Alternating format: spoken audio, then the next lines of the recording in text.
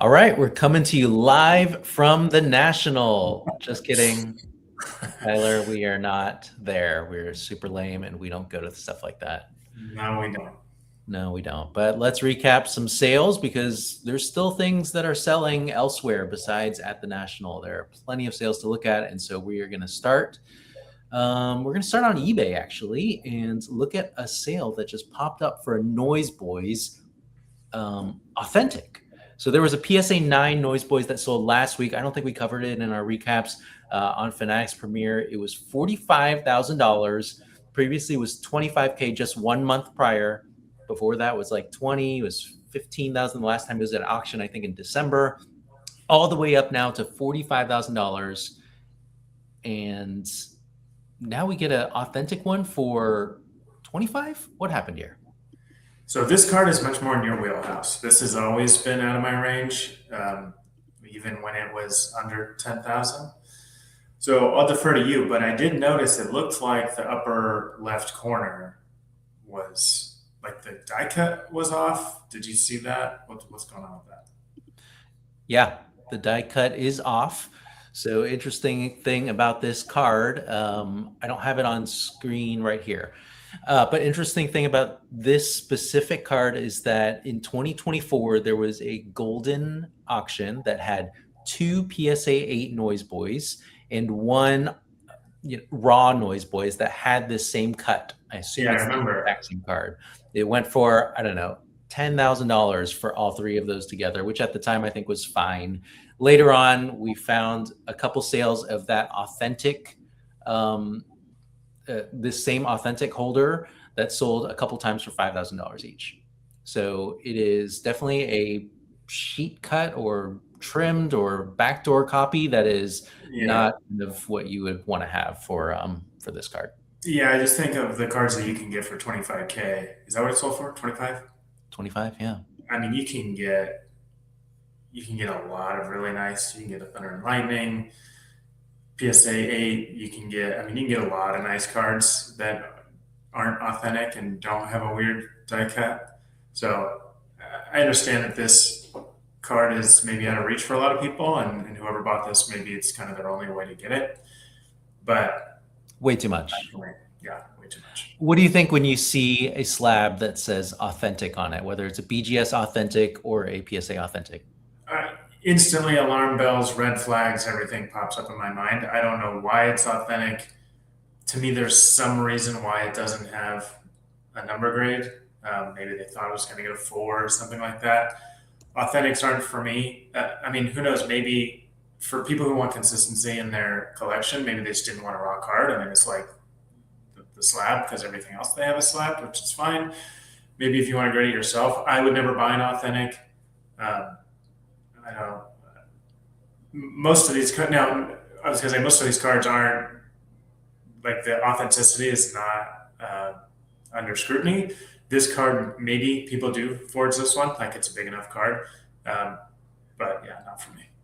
Yeah, I think at this point there's quite a bit of fake cards that'll be out there, especially for some bigger inserts. But typically, that's not what I would worry about here. And you can kind of tell if you're seeing those cards, they're not going to be graded. They're probably going to be raw. They're going to be kind of obviously not the right background or design of the card itself.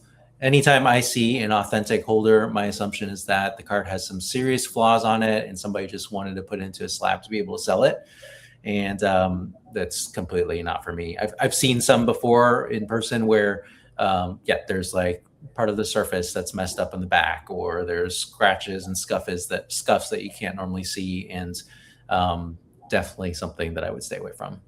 And if you told me a PSA 9 is 45, which it clearly is, I would think a PSA 8 would be in the, I don't know, 25 to 35 range. So an authentic, I think, should be way less than that. I'd much rather have an 8. So I would think maybe in like the 6 or 7 category for pricing.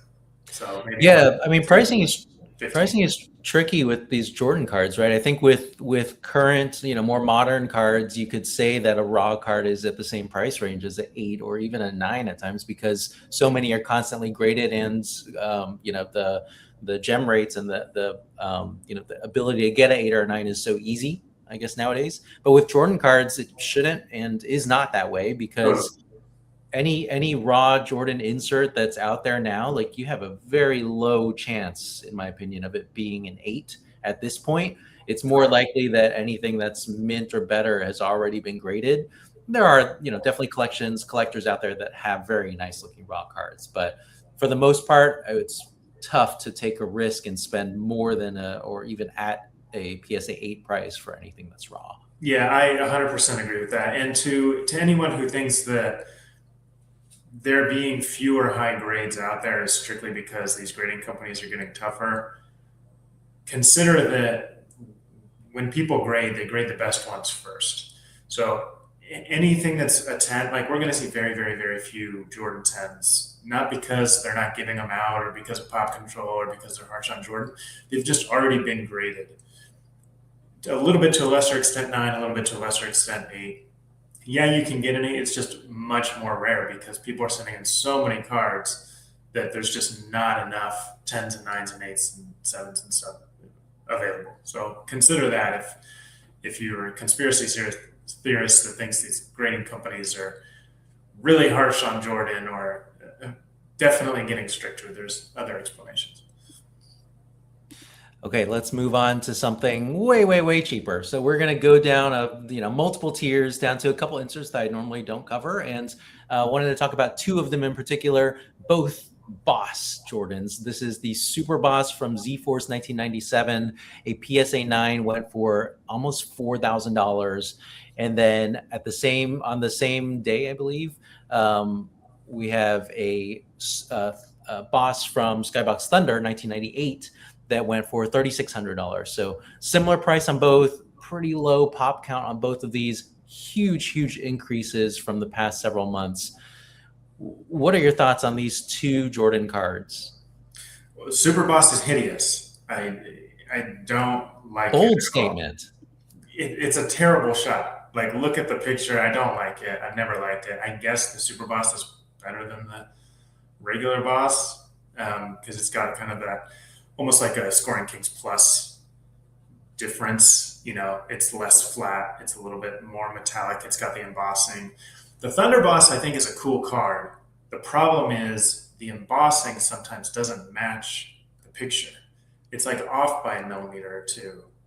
If you've seen the card in hand, a lot of them are like that. And that's kind of the difference between looking great and not looking great. So both of these cards are embossed, but certainly on the Thunder Boss, the embossing is off. I did not know that, or I haven't noticed that in the copies I've had in the past. Going back real quick, so we have the Boss that is from Z-Force, the base version, which is embossed. I don't know if they're embossing it because it's called Boss. And then you have the Super Boss, which is it's more that foily background, like you mentioned, so kind of like a Z-Pete. And Bigman Encore Z-Pete, and kind of like the Scoring Kings Plus, like you mentioned. It's one of those where if you get a scan of it, it typically doesn't look great. In person, I kind of like it. I think it looks pretty cool, but it's not like super rare. That's kind of the main thing that I'm getting at here, is that it's not that special of a card to be now up to $3,000 or $4,000. Yeah, again, for $3,000 or $4,000, you can buy. Maybe you really like 9s. If your collection is 9s, great, but you can get a lot of 8s or BGS 9s. Of other cards that are a lot rarer, a lot better looking. That's not where I'd spend $4,000. Also, $2,300 just 1 month ago. So this is a Probstein auction on eBay. Let's always be careful of that. And let's just say that's not something that I would buy for that price. The Thunder Boss, like you mentioned before, is it's from 1998. So it's one of those non-playing days cards. It's from the set that has Noise Boys, I believe. And it's cool. I never loved it though. Yeah, the 9 has always been significantly more than the PSA 8, and clearly it's a tough grade. I wouldn't have guessed it just by looking at it. Like, I've had it and I've seen it, but it doesn't scream like, oh, this is a hard grade, like something like 93 Scoring Kings might. Like, you can tell that that's a hard grade just by looking at it. This doesn't seem like it'd be particularly hard, but the 9 has been significantly more than the 8 for a while. So evidently it's a tough grade. So getting a 10 on this, let's say, is impossible.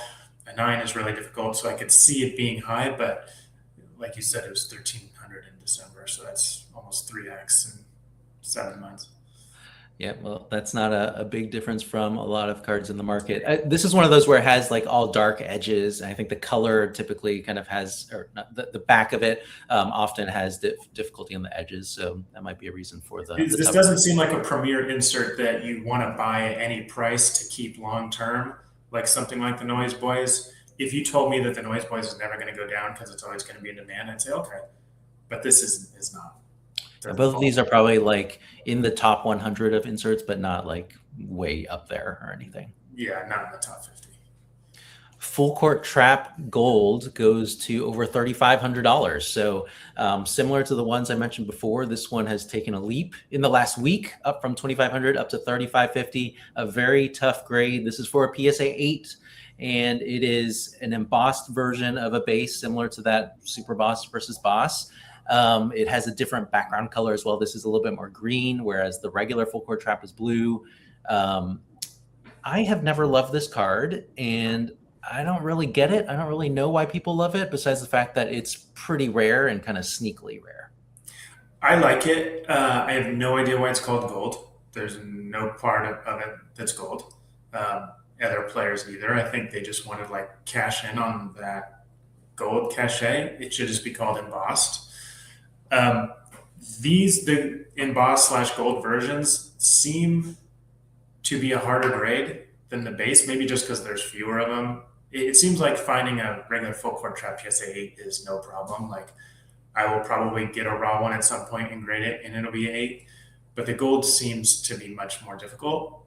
So obviously there's fewer of them out there, but also the curve of grades seems to skew lower on the gold.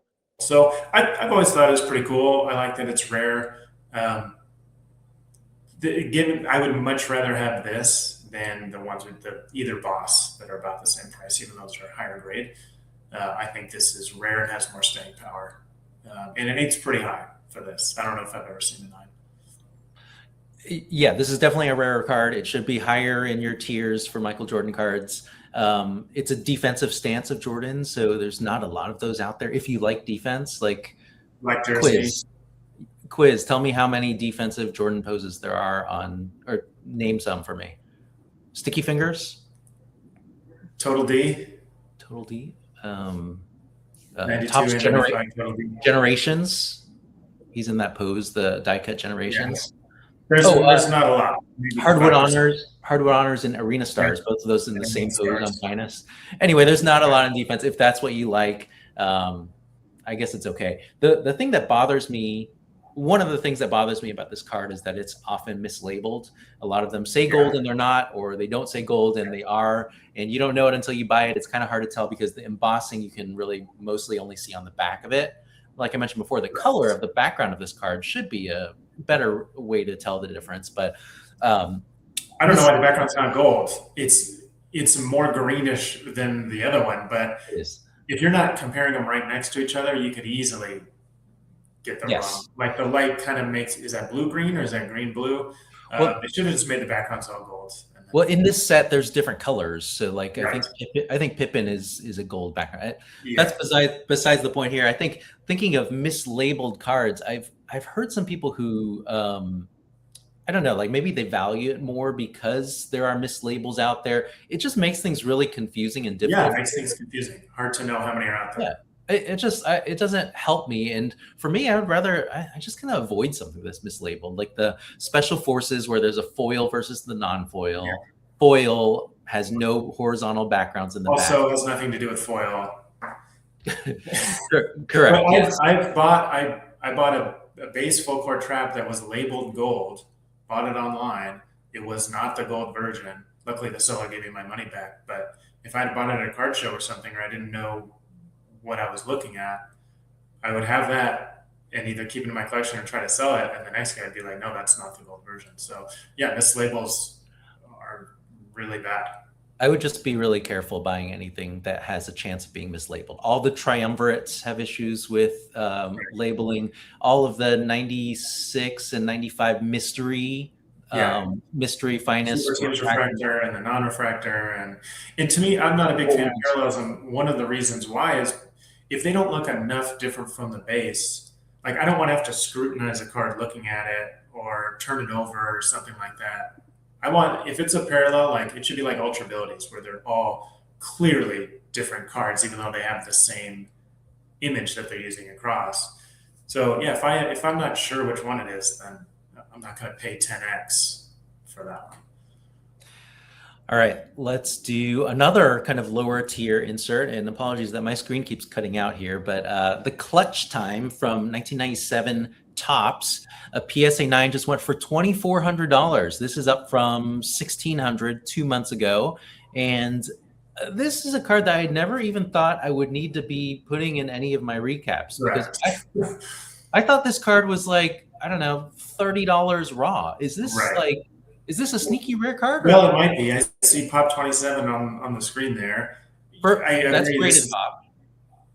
For yeah, PSA 9, right? I'm just Right, thinking yes. this is not a raw card. Perhaps a PSA 9 is a exceptional grade for this.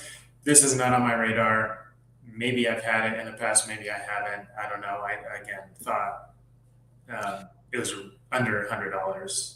For sure. This is actually 1 in 36 hobby packs in 97 Topps. And if you know 97 Topps, you know that a lot of that stuff was printed. Of course, this is hobby, so that kind of helps. Yeah. But this is just not one of the premier inserts. 97 Topps has many others. You have the season's best cards, you have Generations, and you have Rock Stars and the refractors. There's so many other options even from that one set that this is definitely not one that has ever been something that I would chase. Agree. I feel like the buyer of this is a PSA 9 collector. Or somebody who's new. I don't know. They haven't seen it and they're like, well, I'm trying to get all the tops or I need everything in PSA 9. I'm willing to pay up. Seems high. Again, this is not one that is a buy and hold for 20 years and you'll know you'll get your money back when you sell it. All right. Well, I think that'll do it for this week. There's a lot happening out there. Be careful when you're buying Jordan cards, is what I would say. Like, you don't have to buy something that's out there just because you see it in person and it's shiny and it has a high comp that's recent. We've cautioned against this before that there may have been some pumping happening in the past couple of months for the National. Maybe not, but certain cards, things that we looked at today, like they may not be the highest demand moving forward. So I would definitely be careful there. Agreed.